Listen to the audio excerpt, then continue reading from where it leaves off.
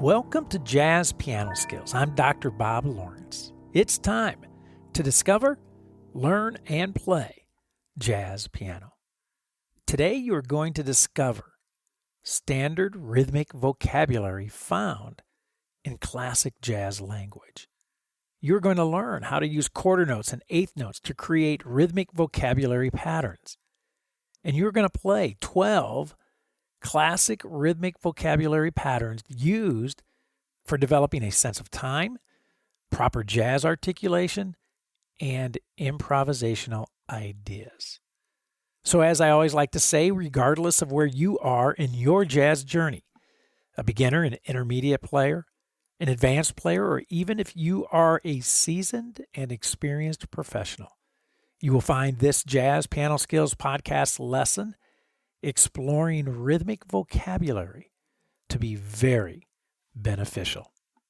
If you are new to Jazz Piano Skills, if you are a new Jazz Piano Skills podcast listener, I want to personally invite you to become a Jazz Piano Skills member. Visit JazzPianoSkills.com to learn more about the abundance of jazz educational resources, materials, and services that are available for you to use. For example, as a Jazz Piano Skills member, you have access to all of the educational podcast packets, the illustrations, the lead sheets, the play-alongs that I produce and develop and publish for every weekly podcast episode. These are invaluable practice tools, so you have access to them. Be sure to use them. As a Jazz Piano Skills member, you also have access to the sequential jazz piano curriculum. Now, this is a curriculum that is loaded with comprehensive courses using a self-paced format, educational talks, interactive media, video demonstrations, play-alongs, and much more. As a Jazz Piano Skills member, you also have access, you have a reserved seat for the online weekly masterclasses, which are in essence a 1-hour online lesson with me every week. And as a Jazz Piano Skills member, you also have access to the private jazz piano community, which is a great way to make some new jazz piano friends. The community hosts a variety of engaging forums, podcast-specific forums, course-specific forums, and of course, general jazz piano forums as well. So be sure to check those out.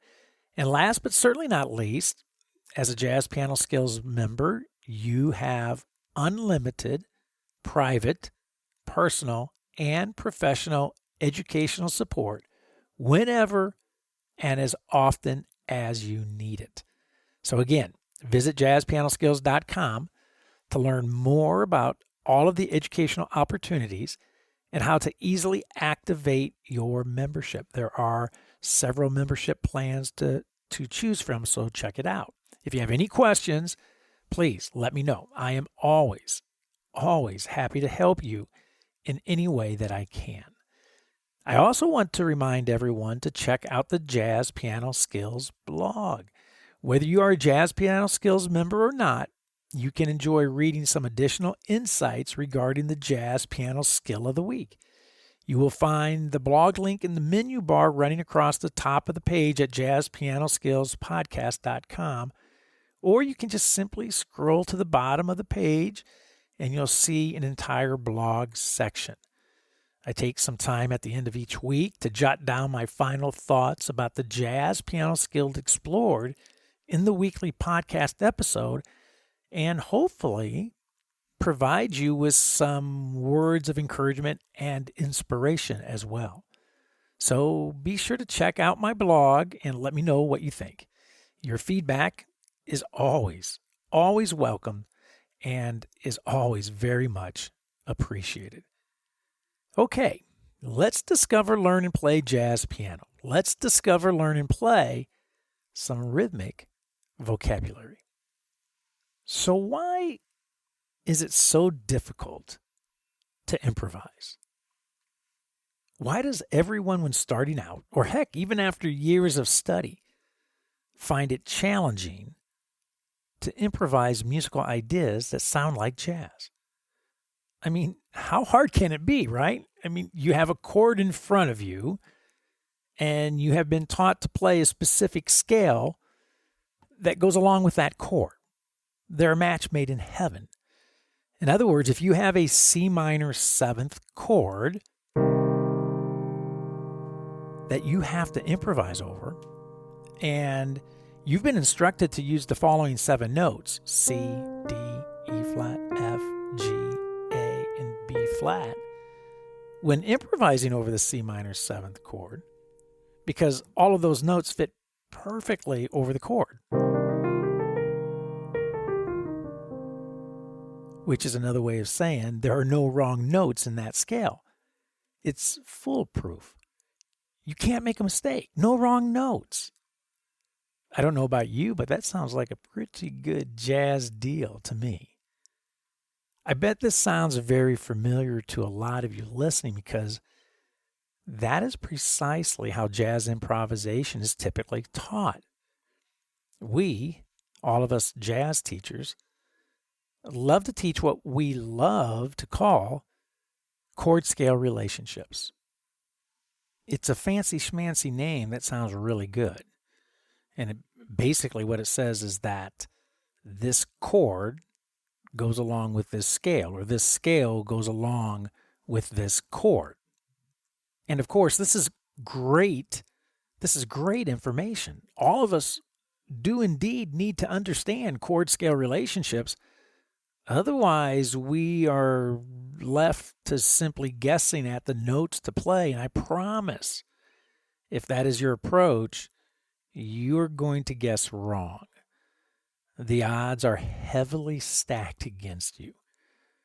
But we also need to know that the awareness and understanding of chord scale relationships is only one piece of the improvisational puzzle.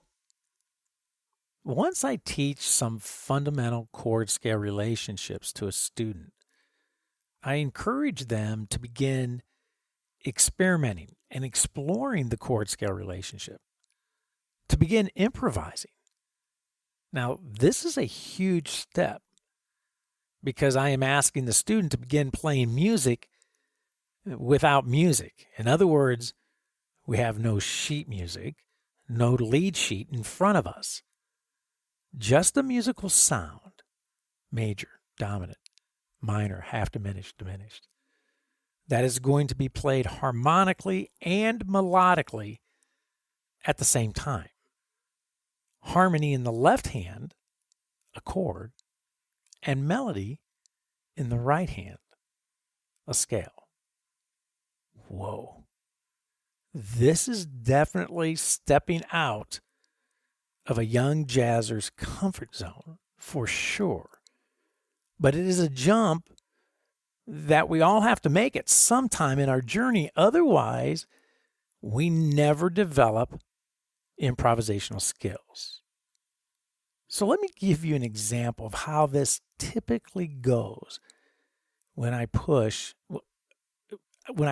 gently encourage a student to take this monumental step. So the student is in my office, and I say to the student, today we're going to improvise. We're going to actually put into practice. We are going to apply our understanding of chord scale relationships. So we're going to take our C minor 7th chord, and they go, okay, got it, right? C, E flat, G, B flat. We're going to play that chord in the left hand. Student's going, yes, so far so good. Now in the right hand, we're going to play the C minor scale. I always start with the Dorian mode, C minor scale, C, D, E flat, F, G, A, and B flat. The student's going, great, so far so good. Everything makes perfect sense. Then I say to them, okay, now you can play any of the notes of that scale over the top of that C minor chord. You cannot go wrong. There are no wrong notes here. Students going, fantastic. I cannot make a mistake. Correct. So I'm going to put a background track on. I'm going to have an ensemble play along with us, I tell the student. We're going to place this in a musical context. We're just going to play C minor 7. There's not going to be any chords that come before that C minor 7. There aren't going to be any chords after that C minor 7. We are just going to sit on top of that C minor 7th, and I'm going to allow you to improvise using the notes of that C minor Dorian mode or that C minor scale. Students going, got it. Perfect. Let's do this. So here we go. So I put the background track on, the play along track, put it on, and here is what I get. Let's check this out.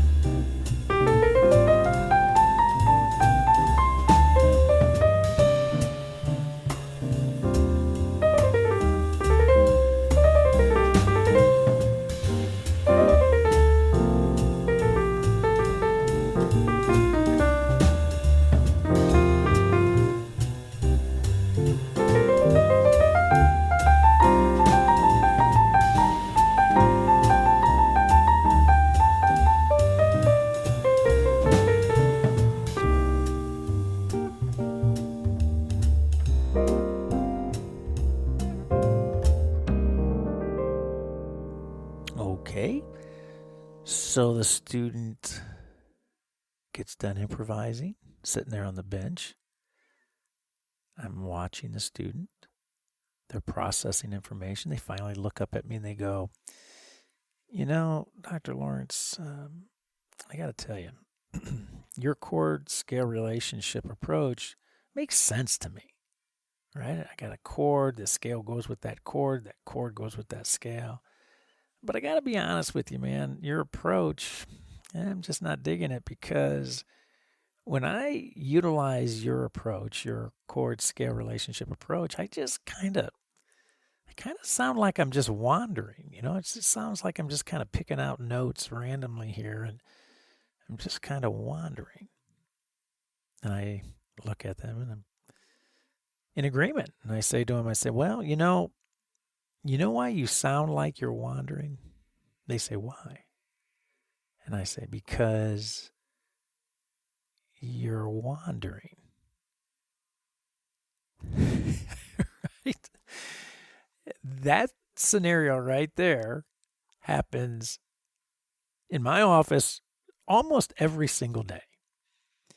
So how do we define wandering in the jazz world? Now, that is a great question that definitely needs to be answered. So let me give you one. Wandering is when one plays harmony, chords, and melody, scales, void of any rhythmic definition. I'm going to say this again. Wandering is when one plays harmony, chords, and melody, scales, void of any rhythmic definition. Re-listen to the example I just played for you and listen carefully to how I am playing the C minor 7th chord correctly in my left hand, and I am playing all of the right notes in my right hand, but there is absolutely no rhythmic definition, zero to my playing, and because of that, I sound like I am what? It sounds like I am wandering, which is exactly what I'm doing. So the next great question that needs to be asked is, well, how do I go about practicing rhythmic definition? How do I go about developing rhythmic vocabulary to go along with my chord scale relationships so I don't wander? Well, that is exactly what we are going to do today. So the agenda for today is as follows. Number 1, I am going to present 12 rhythmic vocabulary patterns for you to study and practice to develop your sense of time, proper jazz articulation, and improve your improvisational skills. Number 2, I will be playing each of the 12 rhythmic vocabulary patterns using the C minor Dorian mode. Number 3, I will be playing each rhythmic vocabulary pattern from the root of the C minor scale, the Dorian mode, and from the root to the 7th of the sound, so from C to B flat. Number 4, and as an added bonus, I will be using two-handed contemporary minor voicings that I presented in the June 29th podcast episode to create harmonic fills in between each rhythmic vocabulary pattern. See, you only thought those voicings were going away. They're not. And number 5, I will be playing all demonstrations today, all rhythmic vocabulary patterns, using a tempo of 140. The play-alongs and the play-along tracks are at 120, and I highly recommend using slower tempos, even much slower than 120. 65, 75, 85. Always use slower tempos whenever you begin to physically explore a new jazz piano skill. If you are a JazzPianoSkills member, I want you to take a few minutes right now to download and print the illustrations and the lead sheets, the podcast packets.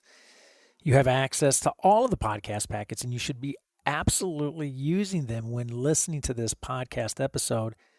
And of course, you should be using them when practicing. If you're listening to this podcast on any of the popular podcast directories such as Apple, Google, Amazon, Spotify, iHeartRadio, Pandora, on and on and on, then be sure to go to JazzPianoSkillsPodcast.com to download the podcast packets.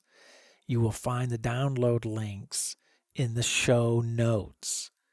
And one final but extremely important note, I'm mentioning this from now on for every single podcast episode that I ever do.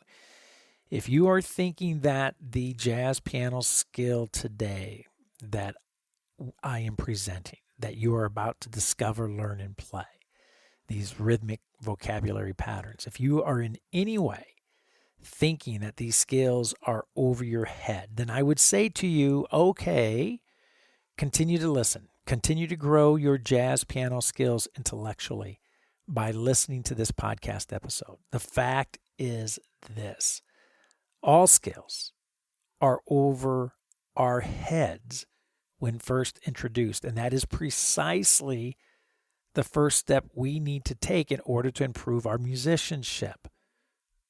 We need to listen. All musical growth begins upstairs mentally before it can come out downstairs physically in our hands. So listen. Listen to this podcast episode now to discover and learn. The play will come later. It will come in time. Okay? All right. So if you have printed out your lead sheets packet, podcast packet, the very first lead sheet has all 12 rhythmic vocabulary patterns laid out for you. And if you noticed, I laid them out as like a snare drum or a drum part. So you can just actually see the rhythm itself on a single line before we actually apply it to a scale. So if you take a look there at pattern A, or the very first rhythmic vocabulary pattern, you see that we have 3 quarter notes on in measure 1, followed by 2 eighth notes on count 4. So the 3 quarter notes are on counts 1, 2, and 3. The 2 eighth notes are on count 4, followed by 2 quarter notes on the following measure on counts 1 and 2. So if you notice on each one of these patterns, we have 7 notes in the pattern. And of course, how many notes are there in a scale? 7 notes. So we're going to take these 7 notes and stretch them out over the scale, or apply the scale to each one of these patterns. So the very first pattern is 3 quarter notes, followed by 2 eighth notes, followed by 2 quarter notes. So if you were to count that, it'd be something like 1, 2, 3, 4, and 1, 2. If I put my C minor chord underneath it,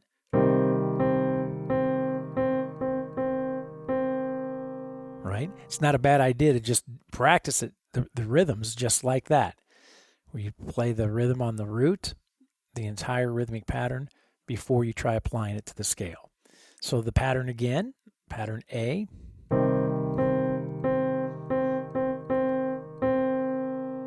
And then you see I repeat that pattern because if we're going to play the scale, ascending, and then of course descending. So now if I take the 7 notes of that rhythmic pattern, that rhythmic vocabulary pattern, and I apply it to the 7 notes of the C minor Dorian scale, I get this. Ascending and now descending.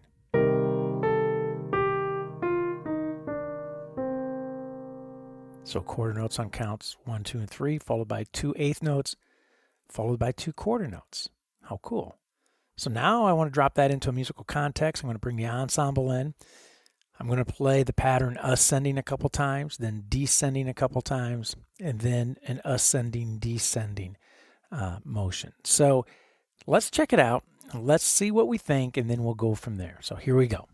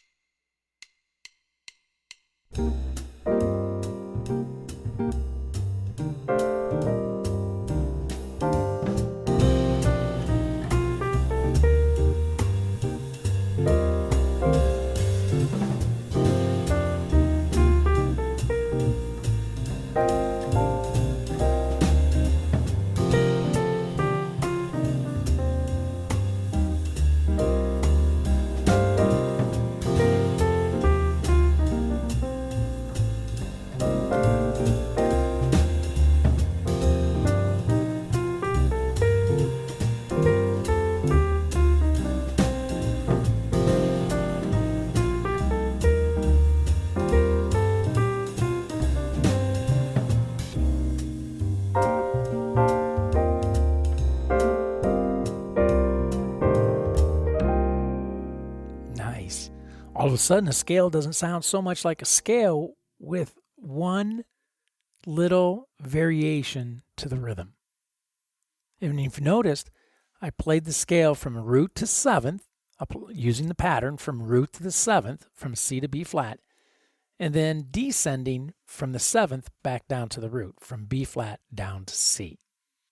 Now, of course, once you feel comfortable with the rhythmic vocabulary pattern, ascending and descending, focus on your sense of time. Focus on your articulation, right? So even though we know we're playing a scale, ascending and descending, and even though we're applying a specific rhythmic vocabulary pattern to that scale, we want it to sound very spontaneous. We want it to sound very improvisational, right? We want it to sound like jazz. And of course, when played and articulated correctly, it does indeed sound like jazz. In fact, as you'll notice as we go through these patterns today, they sound less and less like scales as we move through each of the patterns. The other thing that you've noticed that I'm pulling in those two-handed contemporary voicings that we just spent 5 weeks studying, right? The 5-note two-handed contemporary voicings using primarily fourths as our interval. So I'm actually bringing in another set of knowledge that we've studied and taking some opportunity to practice those as well. And in fact, if you wanted to, you could actually play this entire rhythmic vocabulary pattern using those voicings. It would sound like this. Ascending and now descending.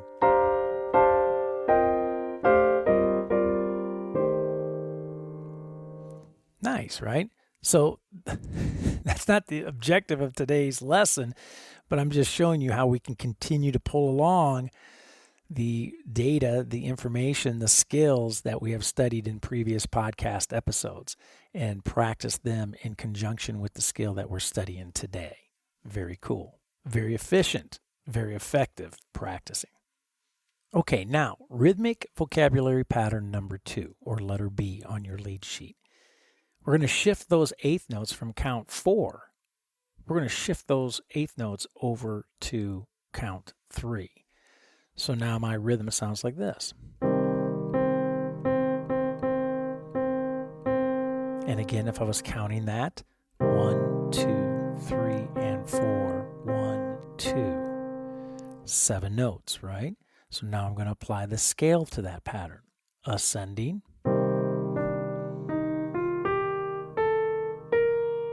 and now descending.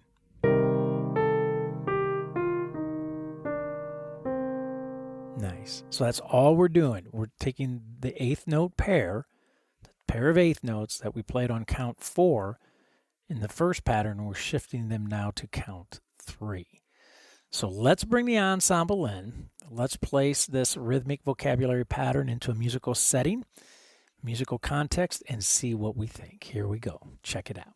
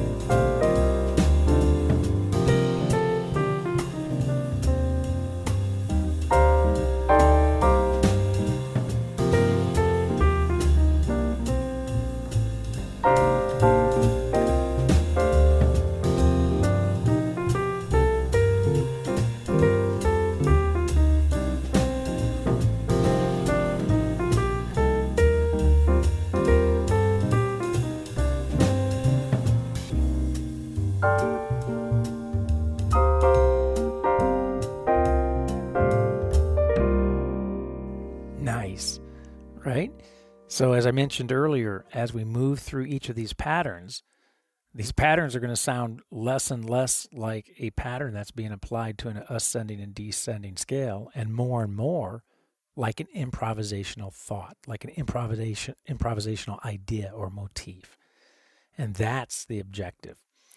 So now we move on to letter C, or pattern, rhythmic vocabulary pattern C on your lead sheet. And you can see what we're doing here again, right? We're shifting our pair of eighth notes that we just got done playing on count 3. We're now going to shift that pair of eighth notes over to count 2. So now our pattern sounds like this. Put the chord underneath that. If I count it, 1, 2, and 3, 4, 1, 2. If I apply the scale to it, ascending and now descending.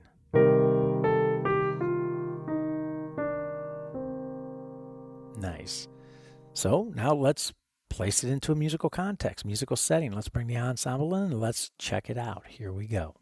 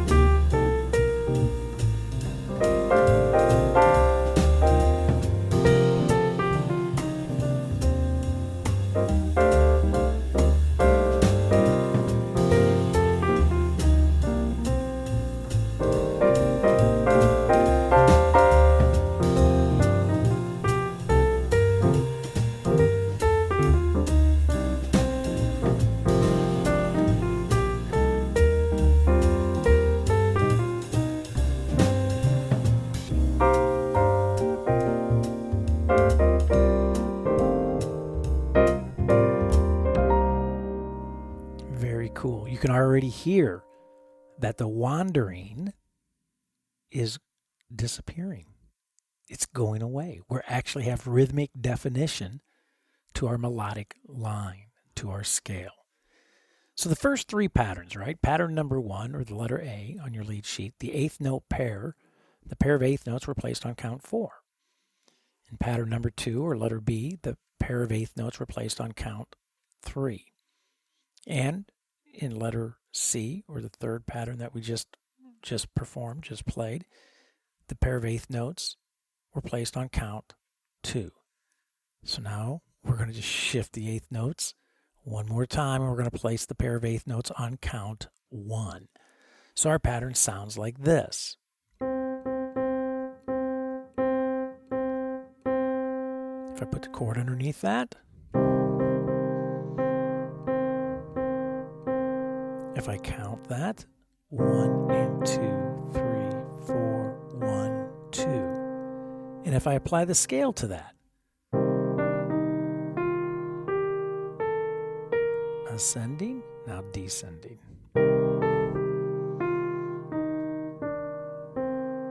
Nice.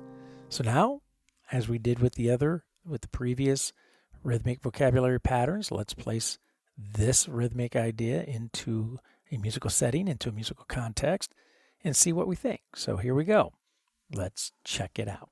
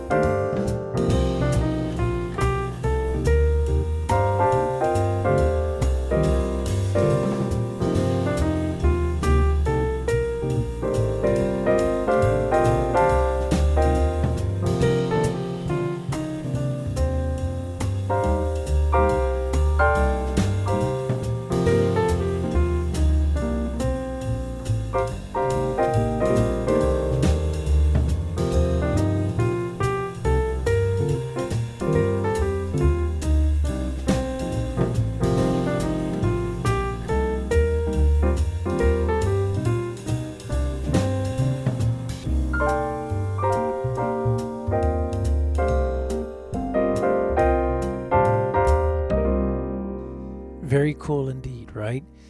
We are playing with rhythmic definition. There is absolutely no wandering occurring. And as a result, our lines, our melodic idea, our scale sounds like a melodic idea. It sounds very jazz-like, very improvisational. We have rhythmic definition. What a difference. Now, we have just been, up to this point, placing a pair of eighth notes on various beats within the measure. Count 4, count 3, count 2, count 1. Now we're going to play a couple pair of eighth notes, but we're going to follow the same kind of formulaic and systematic approach, right? We're going to place a pair of eighth notes on counts 3 and 4 in rhythmic vocabulary pattern letter E, right, on your lead sheet. So now we have quarter notes on counts 1 and 2, followed by eighth notes on 3 and 4. And then a quarter note in the following measure. So if I place the chord underneath that, well, yeah, I played the scale. Let me play the pattern with the chord underneath it. There you go. Now if I count that, 1, 2, 3, and 4, and 1. And now if I apply the scale to it, ascending and now descending.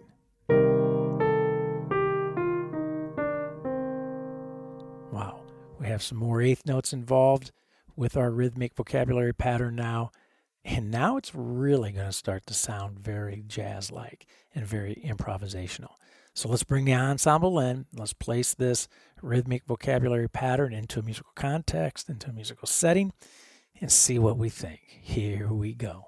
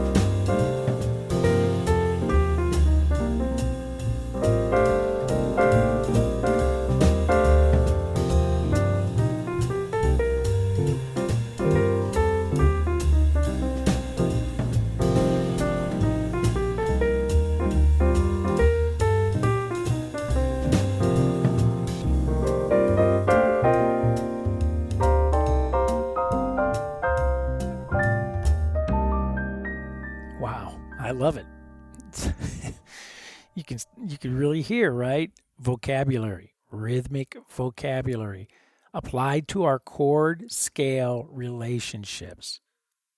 Amazing.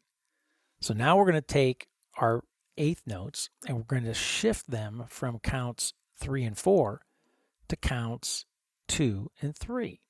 So our pattern is, I'm going to place the chord, the C minor chord underneath it.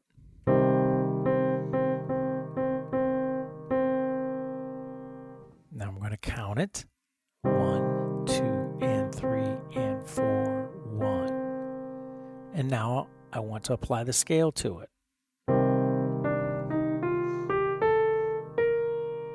Ascending and now descending. Very nice.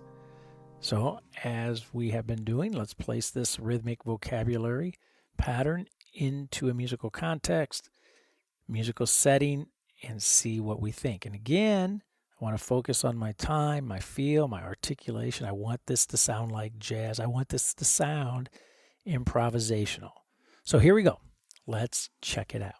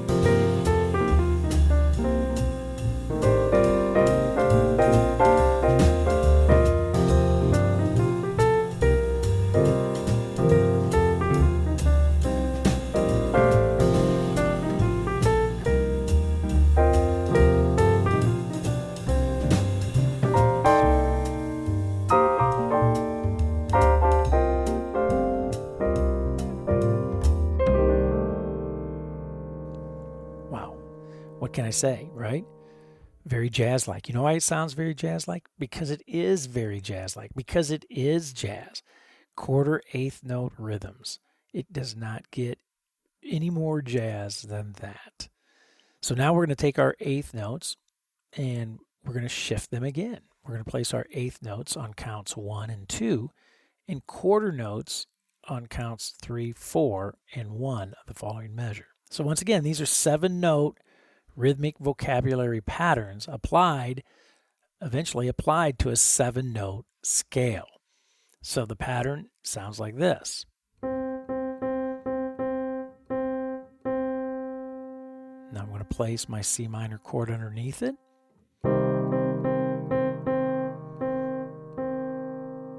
Now I want to count it.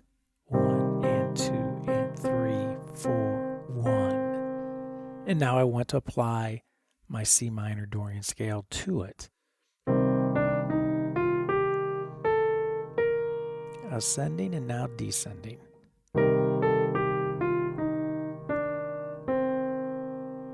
Nice. So let's bring the ensemble back in. Let's place this rhythmic vocabulary pattern into a musical context, into a musical setting, and see what we think. All right, here we go. Let's check it out.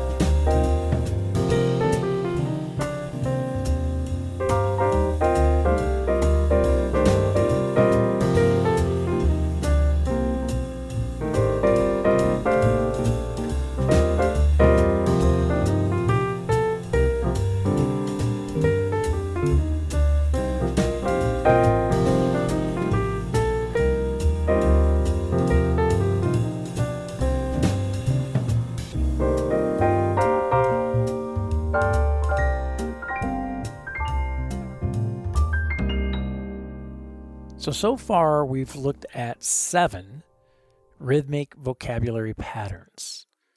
7 patterns, letter A through letter G, on your lead sheet. And in each one of those patterns, we've just taken a pair of eighth notes and placed them on counts 4, count 3, count 2, count 1.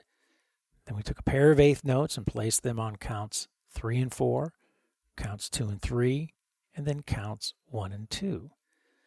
So now we're going to add an additional pair of eighth notes. Wait, no, I'm not yet. I got ahead of myself. We're going to actually split those eighth notes apart. So what we're going to do, we're going to take those pair of eighth notes and we're going to place them on counts 2 and count 4. Count 2 and count 4. So our pattern sounds like this. So I'm going to place my C minor chord underneath that. Correct. Now I'm going to count it. 1, 2, and 3, 4, and 1. And now I want to apply my scale to it. 1, 2, ascending, and now descending. Nice. So let's bring the ensemble back in and let's hear what this sounds like. Here we go. Check it out.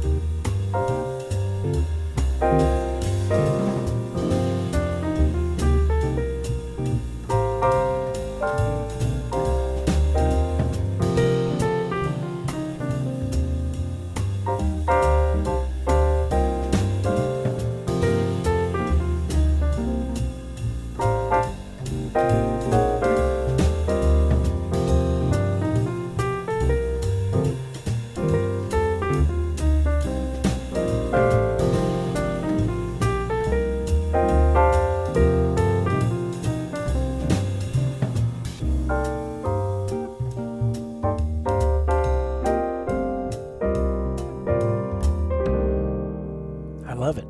Again, no wandering. Absolutely no wandering. Very defined rhythmic ideas. Very defined rhythmic vocabulary applied to a chord-scale relationship. Fantastic. So now we're going to flip our eighth notes, right? Instead of placing our eighth notes on count 2 and count 4, we're going to place our eighth notes on count 1 and count 3. So the pattern sounds like this.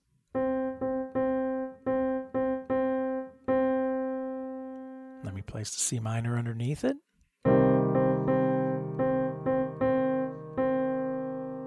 Now I want to count it. 1 and 2, 3 and 4, 1. And now I want to apply my C minor Dorian mode to it. 1 and 2. Ascending and now descending. Very nice. So it's ensemble time. Let's play this rhythmic vocabulary pattern. Let's play it in a musical setting, musical context, and see what we think. Here we go. Let's check it out.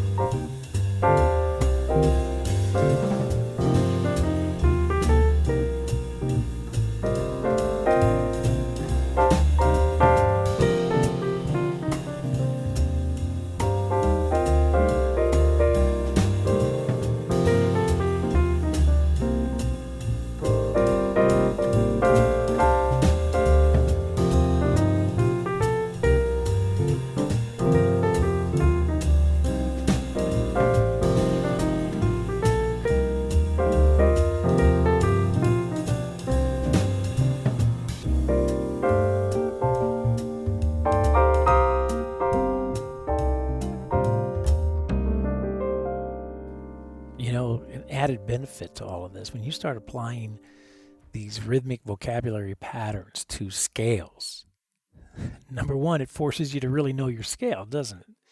And number two, it really forces you to clean up and solidify some fingerings that allow you to properly play that rhythmic vocabulary pattern ascending and descending with the proper jazz articulation and feel in time, right? So we are covering a lot of ground when we practice this way. I know we're talking about these rhythmic vocabulary patterns today as our main focal point, but the reality of it is you are practicing on several jazz piano skills simultaneously, which is fantastic. It's very effective, very efficient practicing. So now it's time to add an additional pair of eighth notes. So now rhythmic vocabulary pattern letter J on your lead sheet. Take a look at that.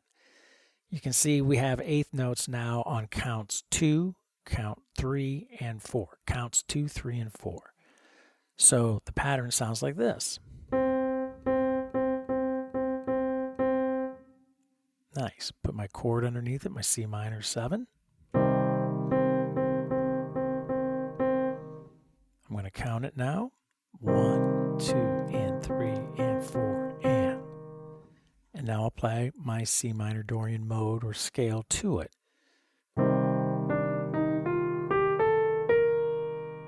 Ascending, now descending. Wow, love it. I don't even have to place it in musical context. I can tell you right now, I love it.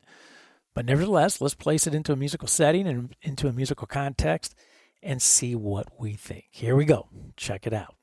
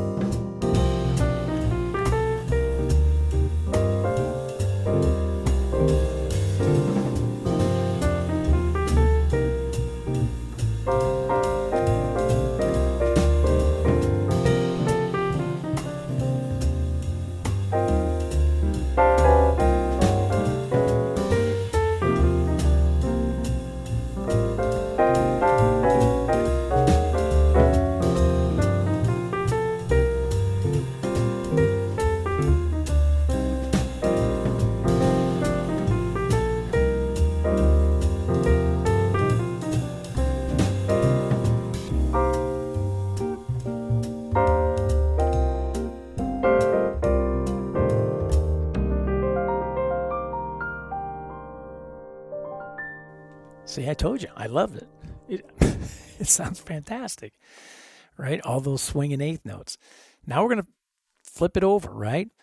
We're going to move our eighth notes to counts 1, 2, and 3. And so our pattern sounds like this. Let me place the C minor 7 underneath it. Now let me count it. 1 and 2 and 3 and 4. And now let me apply the scale or the C minor scale or Dorian mode to it. Ascending and now descending. Again, I don't need to hear it. I can already tell you this is going to be a fantastic pattern. So let's bring the ensemble in. Let's drop it into a musical context, musical setting, and see what we think. Here we go. Check it out.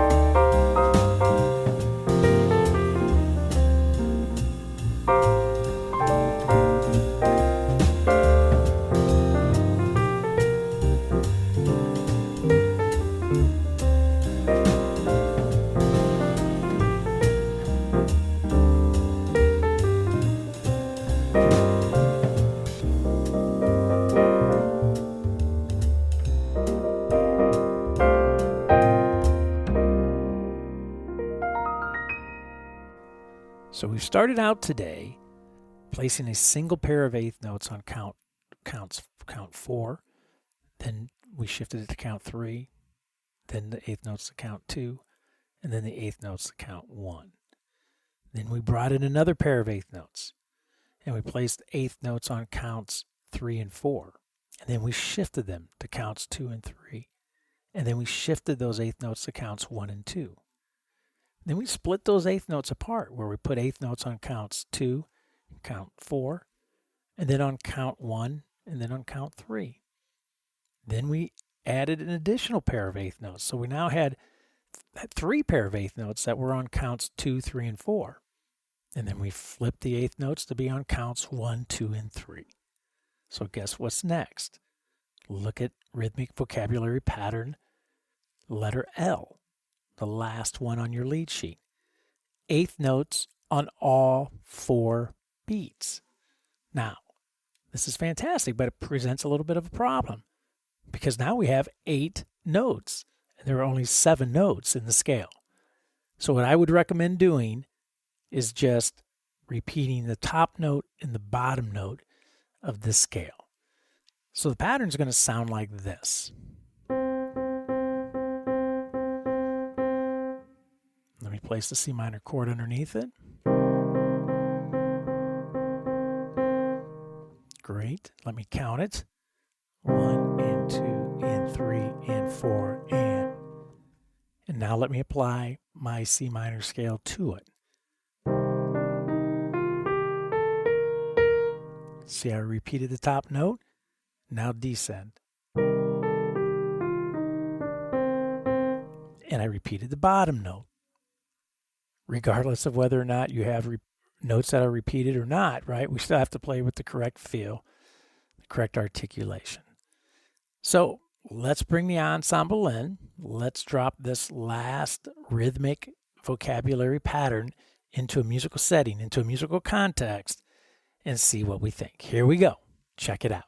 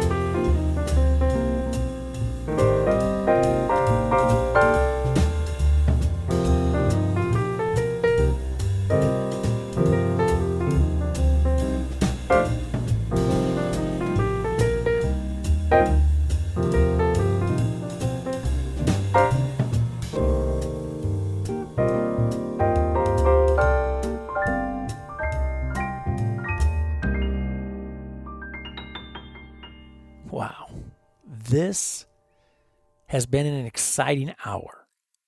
I've been teaching jazz piano and improvisation for 35 plus years, and I never get tired of talking about rhythm. And I guess the reason is because rhythm is the big dog in music. It truly is. And it's ironic because even with rhythm being the big dog, it is without question the most neglected aspect of music when it comes to teaching. We love to teach. We love to learn about melody. And we love to teach and we love to learn about harmony. But rarely do we spend time with rhythm. And this is sad because as a result, we end up producing a lot of wandering, aspiring jazz musicians who end up frustrated because they are playing the correct notes over the correct chords, but playing void of any rhythmic definition, which leaves them scratching their heads as to why their music doesn't sound like jazz.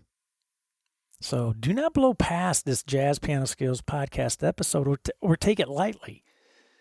Your ability to play various rhythms using various quarter note and eighth note combinations is crucial. If you do not get comfy playing quarter, eighth note rhythmic combinations in time with a proper jazz articulation, you will never develop into an accomplished jazz pianist. You will never do it.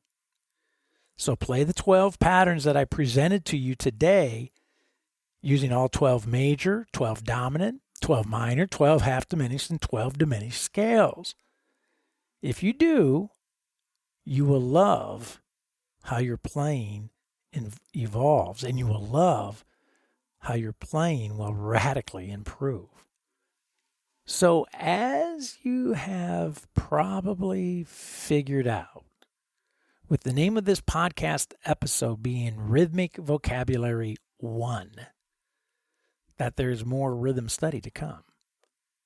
And to that I would say, bravo, congratulations. You are 100% correct. There is much more to discover, learn, and play when it comes to rhythmic vocabulary. And I can proudly say we're just getting started. The next few weeks are going to be a lot of fun. I guarantee it. Well, I hope you have found this Jazz Piano Skills podcast lesson exploring standard quarter note, eighth note rhythmic vocabulary to be insightful and, of course, to be very beneficial.